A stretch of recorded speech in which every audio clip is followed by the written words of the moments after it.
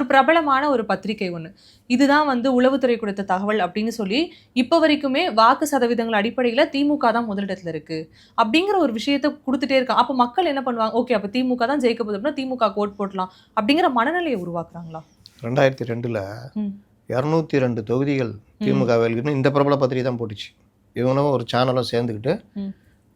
202 தொகுதிகள் வென்றதுன்னு. அவரும் போய் சைக்கிள் ஓட்டிக்கின்னு, கருப்பு சிவப்பு பனியன் போட்டுக்கின்னு, டிஷர்ட் போட்டுக்கின்னு, டீயை வெளியிலேருந்து வாங்கி கொண்டு வந்து டீ கடையில் உட்காந்து அந்த டீயில் கடையில் போட்ட மாதிரி குடிச்சிக்கின்னு, செல்ஃபி எடுத்துன்னு அடிக்காமல் அவனை கூட நிற்க ஒரு ஆட்டோக்காரன் வேறு அடிச்சிட்டாப்புல.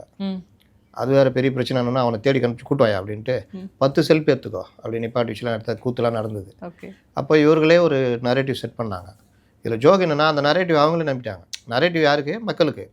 ஆனால் அந்த நரேட்டிவ் அவங்களே நம்பிட்டாங்க. நம்பணும்னு ஆச்சுன்னா நம்ம எதுக்கே செலவழிக்கணும்? கீழே அப்படி போகும்போது அடுத்த கட்டத்துக்கு போகாது. அதுதான் நம்ம ஜெயிக்க போகிறோமே 202. அது ஏன் நம்ம மக்களுக்கு போயிடலாம் அப்படின்னோன்னா இவர் ஜெயிக்கிறதே பெரிய பிரச்சனை ஆயிடுச்சு. அது வந்து நீங்கள் அந்த மாதிரி இவர்கள் நரேட்டிவ் செட் பண்ணுறதுல கில்லாடிகள்.